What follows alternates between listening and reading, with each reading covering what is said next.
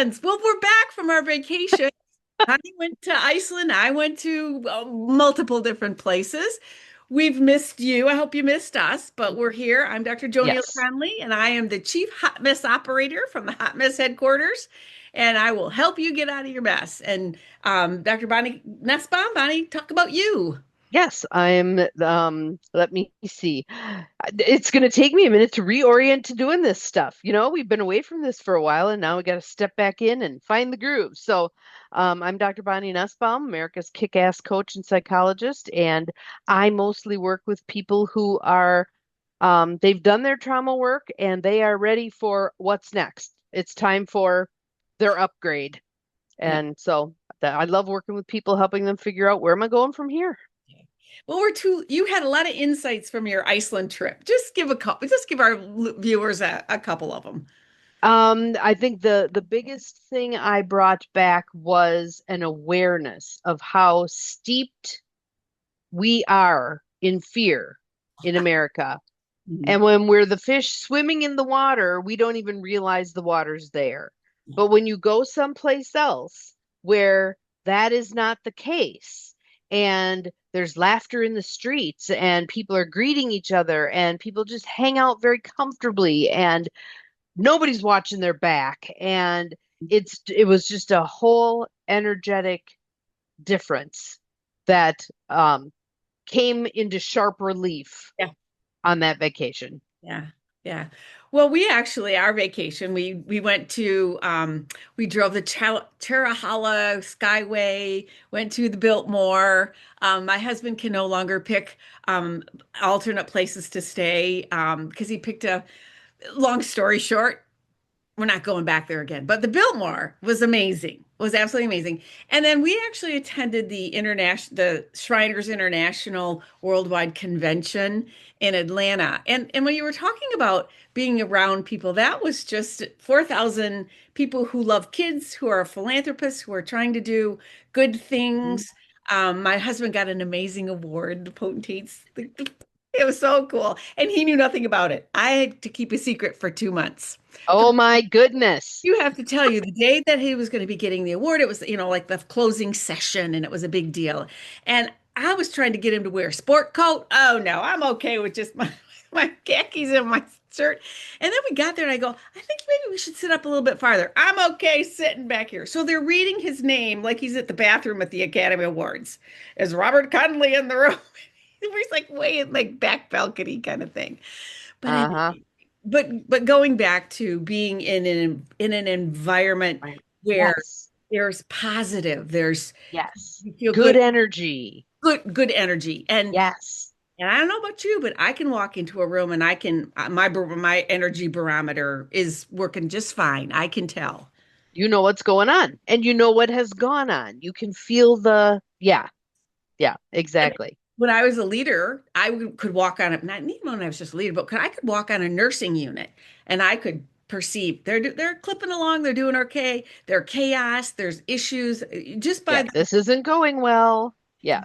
the energetics. And I think what we Mhm. wanted to talk about today is some of the energetics Yes. going on in Yes. our world. And we're both in North America. Bonnie's in Wisconsin, I'm in Michigan, so we're kind of that Midwest piece of it. Hmm. But we pay attention to what's going on in the world. We pay attention to what's Yes. going on in our country, and have a sense of um, the dichotomy of thought. And Yes. The us versus them. and I think what we want, the tactics of both sides, some are Yeah. kind of the same on a certain topic. So Even the fact that we have to talk about sides yes, should yes. be offensive to us. Really should be offensive to us. If we look at the name of the country, the United States of America, come on, Yeah. Hmm. anything but at the moment. And so, what I had said to JoNeil that kind of sparked this conversation choice is both sides are manipulating for fear. Hmm. They want to instill fear. Fear sells, Hmm. fear keeps people in line, fear accomplishes a lot of what they're looking to accomplish. And that's not acceptable. Well, Not acceptable. and the same piece of it is taking. circumstances that happen and manipulating the narrative. My heart is broken for Texas, for the flood and all the children and the families and all that. And you hear, oh, they did this and they did this and they did, and all of that piece of it. It doesn't matter. Little babies are dead. And how you choose to look at something, the bandwagons you choose to jump on makes a huge difference in um, what your outcomes are going to be. Your physical outcomes, your health outcomes, your satisfaction in life outcomes, all of that is influenced heavily by what you choose to swim in. And I guess the question for us to talk about is discernment. What does that look like? And how do we practice? How do we get better at it? Well, I think one piece right off the bat that I would suggest is if you're hearing, I call it the Chicken Little syndrome. Ah, the sky is falling, the sky is falling, but Yeah. that's not say view whatever comes next with caution. Mhm. That's not saying that there aren't dire circumstances going on. But when we respond with Chicken Little, um, yeah, it again, you always talk about the amygdala hijack. It's going to fire people's nervous systems up, get them reactive, not proactive, not thoughtful, not planful, not making good choices, but reactive. Mhm. Not good. Not good. Now, you and I have both been on the planet for a while. Few trips around the sun, yeah. And so if you think back, was it always that way? I believe there have often been pockets of time where, I mean, if you follow pretty much any historian, I tend to follow Heather Cox Richardson. Yeah. Yeah. She does a fabulous job of running parallels between things that have happened in American history previously and Yeah. things that occur now. And kind of her message is those who don't know the history are doomed to repeat it. Oh, amen. Amen. And who don't know how we got from there to here. And, Hmm. and my husband is really good about that. And he's got he remembers stuff. And I'm going to be honest, that was never part of who I was. I was, No, I do big picture. I do global. I do emotions, details, memorize the dates for all these wars. Yeah. well, and he will tell me something. He has watched that movie Charlie Somebody's War with Tom Hanks about Afghanistan that happened in the 60s or 70s or whatever, the last time we were there. And he knows the senators and the thises and the that's and all that. And I'm like, you're younger than me. How do you know all these kind of things? And he knows it in real time. And this is, I think, part of what the distortion of from then to now and the distortion of time, or the passage of time. Is that what I wanted? Yes, because there's that concept that's out there, which I think is accurate, that there are many things that are cyclical, Yeah. and oftentimes the cycle is just a little bit longer than a human lifespan. And Yeah. because of that, we miss the fact that it's cyclical. Yes. And that something then had to do with something now.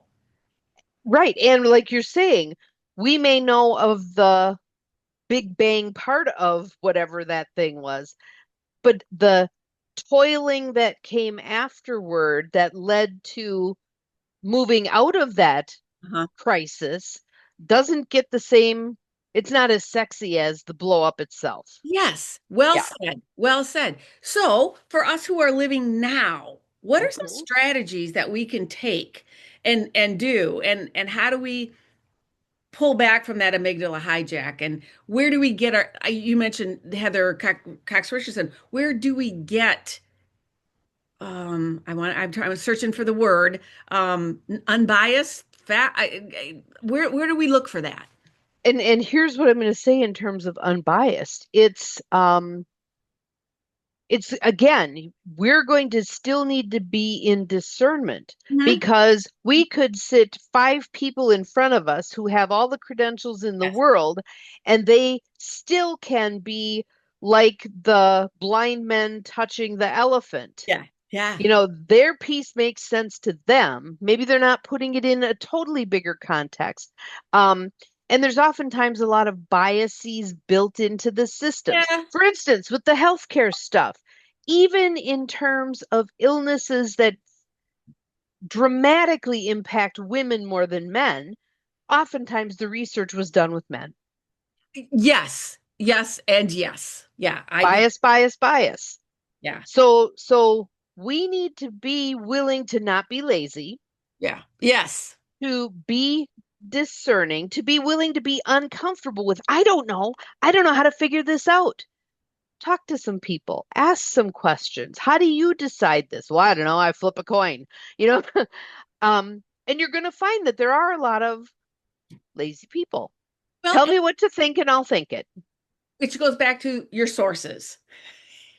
Every now and again, I go, I heard this on TikTok, and my husband will just throw down the towel. And he's right. He's right. Because you have to then go do your own. Own research, and can you back that up? And is it and I will say, I was trained in the scientist practitioner model, and I do have a healthy respect for science. However, I also believe that what is written off as crazy stuff 20 years hence can be what we now know is accurate. And I'll give you my example. EMDR, eye movement Yeah. desensitization and reprocessing. When it first came out in the early 90s, I remember a psychiatrist writing an article that said, I'm rolling my eyes at the bullshit. If you're willing to buy this, I've got some swampland in Florida to sell you. Yeah. Several decades hence, one of the most researched good double blind studies Hmm. of its success in treating trauma. Yeah. So we do we want to know that science is an ever-changing Yes. thing. We hone our skills as we grow. But where the science is at the moment, we do want to pay attention to that. Correct. Correct. Yeah. And again, if we learn nothing from COVID, we learned a lot from that. That I think it will be decades before that's unraveled. And we understand that. But making decisions based on something other than, well, John at the barber shop said so, or Uncle Fred said so, or the Right, right. Or everybody's saying, everybody. well, Yeah. sometimes it's the person who's the naysayer or the wait a minute, let's think about this, who really also needs to be listened to. So, so but one of the things I would say is don't make rash decisions. Mhm. Give it some time. Have a thoughtful period where you gather as much information as you can. And it has gotten very politicized in terms of which sources you're going to rely on. Yes. Yes. So you're going to have to do some work there also. Well, and one thing my husband has taught me, and bless his little heart, sometimes we just pick the one who's going to tell us what we want to hear. And Right. he's really good about putting the news and this and that and going to places where it isn't the place I would normally go for because it's comfortable. If they tell you what confirms what you want to Your hear, bias. your Your bias. bias, Yeah. it's Yeah. it's comfortable. Looking to, is it even possible? And I think that's where we have to say, boy, it could be true. This other side, this other piece, this other article, this other source. Right. Or maybe there's somewhere in the middle that we can align Yeah. and come together on this thing. And I think another piece that can be useful is looking at what am I hoping to have come out of this? Yeah.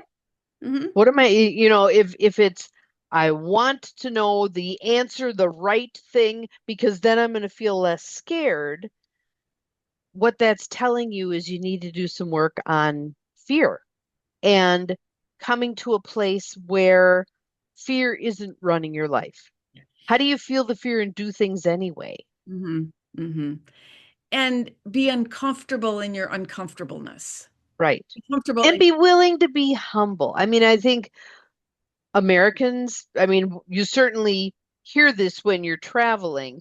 Americans have a reputation as being very ego driven. It's our way, we're loud, we've got the answers, blah, blah, blah. There's something to be said for being humble. Hmm. I don't know. I don't know. I don't know where to find the answers. I'll do some research, see what I can figure out, but right now, I don't know. Well, and it's that cognitive dissonance, you know, how, Mhm. how do I hold two competing things at the same time? And they don't. Could there be an and? Could there be an and with it? Yes. And even, I mean, I think the one that pops into my head the most is um, residency. How do we train residents? We Oh, train them to act like God with a little G. Oh, I know. Yeah. Bluster, bluster, bluster. yeah, Yeah. yeah. On that note, never go to the hospital July 1st. For those who aren't nurses, that's when the new residents come on board. We Yep. have dated July 1st, but at any Yep. rate. Yeah. My sister was a pharmacist in a hospital and she'd roll her eyes and go, they're here again. And I also want to say that being willing to ask questions, being willing to go, hmm, really? In places that you normally wouldn't ask questions. Right. And being willing to, I'm going to put this in quotes, look stupid. If you have a question, 10 other people around you have the same question, they just don't have the guts to ask it. So going back to our when we originally started this common ground conversation, we were talking about Thanksgiving dinners and family functions and all. So how do you go up against the uncle or the cousin who's absolutely right? I know Mhm. it for a fact. It is with the way I say it is. First of all, I wouldn't go up against them Well, I mean, because meaning, because when someone is that adamant about something, you're not going to change their mind anyway. sure. You're not going to. Um, the people it's worth having the conversation with are the ones who are going, I don't know. I'm kind of leaning this way, but I don't know. Have a conversation with them. Yeah. If it's great Uncle Harry and he's, pounding the table and whatever, and you feel like silence is tacit approval, go ahead and speak your truth. But not in the combative way of I'm going to get you to understand. It can just be a statement of I believe differently, and if you'd like to hear about what I believe, I'd be happy to share it with you. Typically, you're going to hear a no. They don't want to hear it because they're anchored in their position. Well, and that's where, because I'm thinking about a particular friend of mine who has a brother who's always right. It's a twin brother, as a matter of fact, always right. Oh, fun. Yeah. Yeah. And I'm thinking about that situation. And she always reports back to me as like, oh, I felt so bad about that. He made me feel bad, blah, blah, blah, blah. Don't. Mm-mm. That's how he is, which is not a reflection on how you are. You can Right. be in the same space, you can be in the same whatever. It's it's not like they're contagious. No, and you can choose to detach from their table pounding. Yeah. And it is fun, going back to the Thanksgiving dinner, I think it's also acceptable for whoever's table it is to say, we're not going to talk about politics today. We're Yeah. going to enjoy each other's company. We're going to spend time with wonderful food that, Mary made with all, blah, blah, blah, whatever you're going set some boundaries. Hmm. Set some boundaries. And it's fine too, if great Uncle Harry goes off the deep end to say, I love you. I don't want to listen to this anymore. I don't feel good when we're having this kind of an interaction. So I'm going to choose to be on my way. And again, the internal strength that you have, and because there are people who aren't comfortable with that, and growing through that, practicing, rehearsing, setting Yes. boundaries, all of those kind of things. Because in this particular scenario that I'm thinking about, the one he goes, "Well, you're just stupid because you only believe that," and that. if you don't have your And boundaries up, if you don't, right. And again, I think there's new ways to respond. And it could be as simple as saying, I view it as unkind when you call me stupid. correct. That takes practice. That takes It work. does, it takes a lot of practice. Yeah. And so a good resource for all of you is the book Taking the War Out of Our Words. Which is what started this to begin with. Yes, absolutely. It is a masterful book with a lot of little vignettes and stories in it that give you the words you can say. You can tweak the words to make them fit for how you would speak, but it's so helpful because we kind of get tongue-tied. I have Hmm. no idea if I'm not going to say you're such a jerk. I Yeah. have no idea what else I could possibly say. Yeah. Yeah. Yeah. And again, I do believe it's having an awareness, having an looking at the situation for what it is. Don't trying to make it something it's not. Don't try to make that other person something they're not. Mhm. Um, and allow them to be them. Yeah. Yeah. Let them.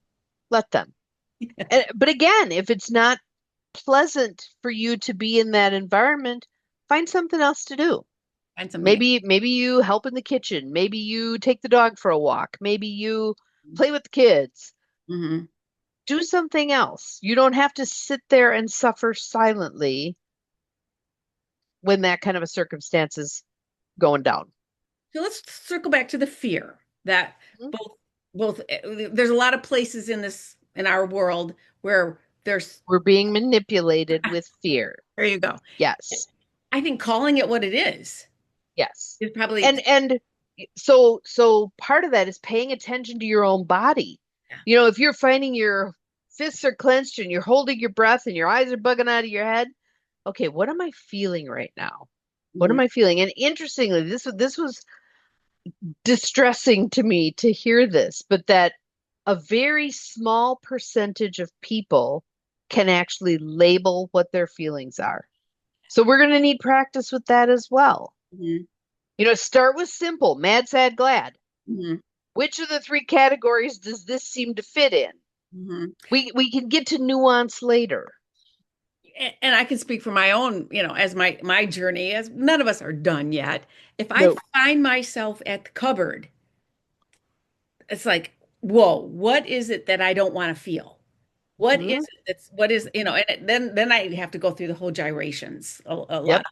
And And the four-letter F word, feel, just, even, yeah. yeah. And what I have come to in the last couple months, a lot of times it's safety. It's Mhm. wanting to Yeah. feel safe. And so we eat for comfort, for security, for that warm, fuzzy feeling, for, yeah. Yeah. Yeah. So when you say it's hard to figure out what you're feeling, you and I have been working on this for a long time on Hmm. ourselves with that. And it's Hmm. still, Decades. Yeah. and it still is. And even if you can't label it, if you can do the mad, sad, glad thing, fabulous. But even if you can't label it, if you can say, I'm uncomfortable, Yeah. Yes. you're head and shoulders ahead of where you were 2 minutes ago.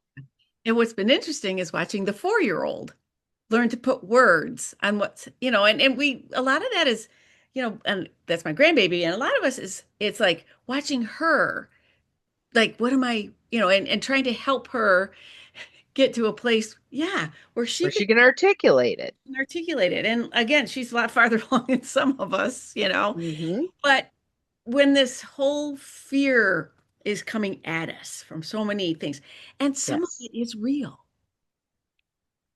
There are some things that are real out there that are happening in the world. Yes. I will say, however, though,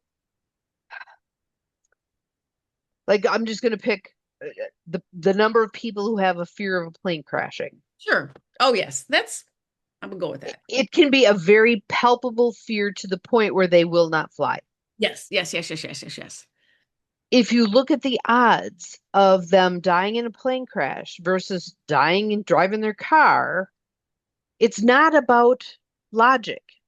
Correct. It's about the emotions. So you don't try to logic yourself out of the fear. It will not work. Amen. I will Amen. guarantee it will not work. Mhm. Breathe yourself Mhm. out of the fear. Yeah. some nice deep belly breaths. Get the breath moving. When you sigh it out, the exhale, that's already a cue to your body. Okay, I'm safe. Yeah. I'm safe. This is okay. I can do this. So talk for just a minute because you're doing 30 days of breath work. I Let's am. I just am. plug I this in am. sort of, we need to give people real life tools. And Yes. you're doing that. And I've got the insight timer. I'm getting ready to start. So Oh, talk fabulous. So about that. when a decade and a half ago, when I was in coaching training, um, our mentor often had us do 30 days of breath work. And so typically you do that to music because the music helps you stay focused on the breath because your mind will wander. It's like meditation. Your mind will wander.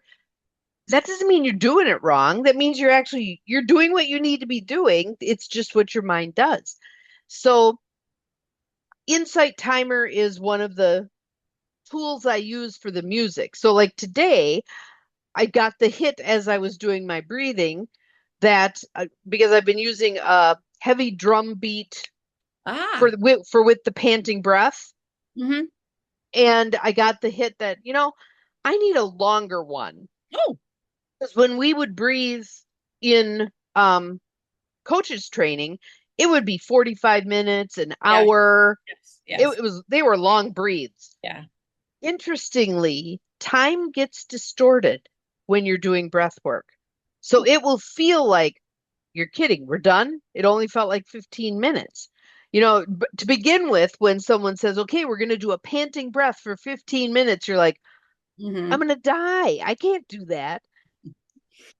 I did this with a group of women at one of my retreats, and this woman was a runner. She does 5Ks.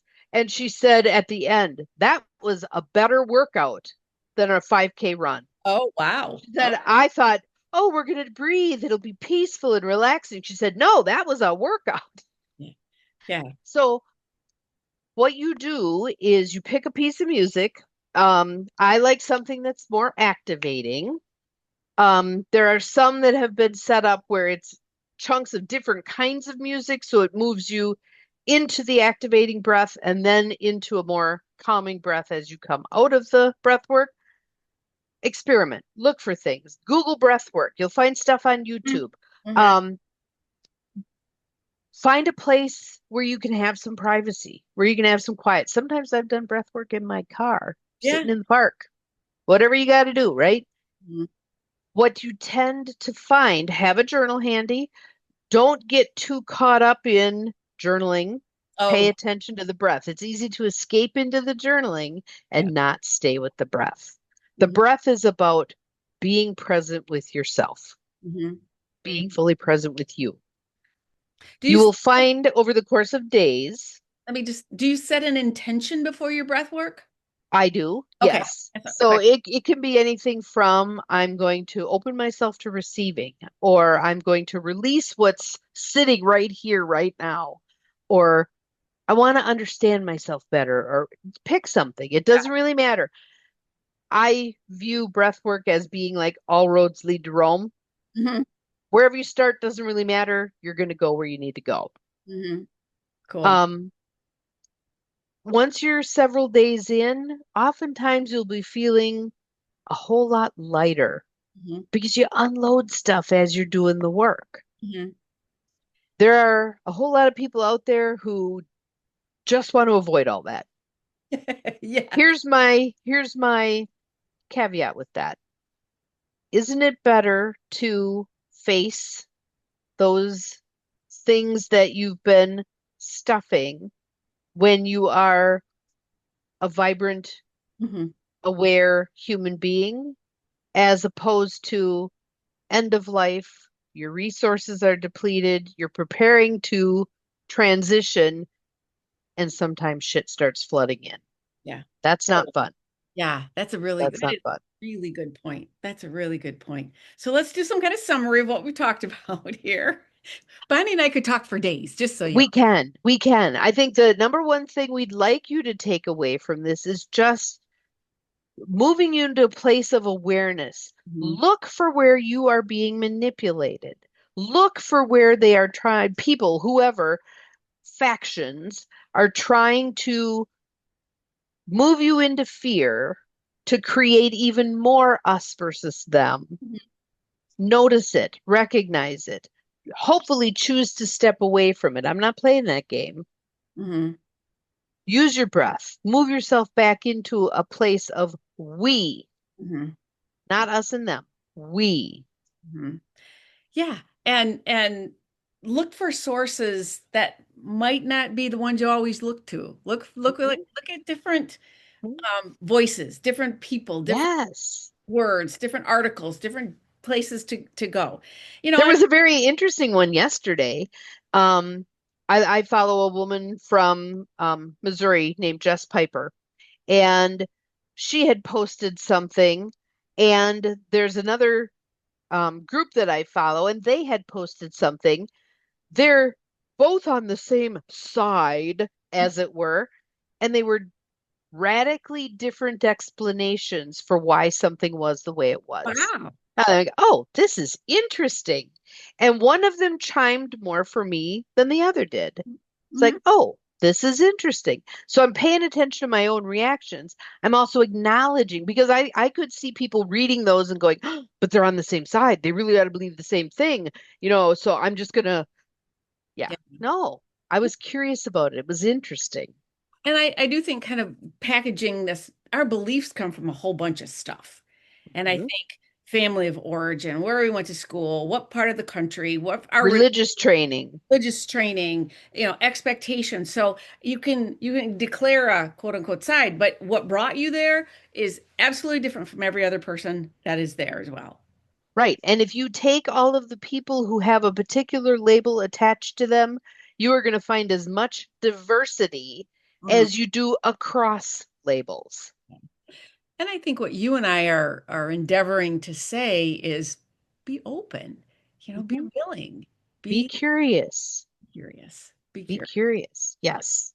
So we wish you well with this because this is what's going to move all of us to a place of healing and more positivity and enthusiasm, empowerment. Safety, all, Yes. all the things. So thanks for joining with us. Make sure you subscribe, share this with your friends, and we'll see you in about a week. Mwah! Sounds good. Bye. Recording. Stop. Where are you? Yeah.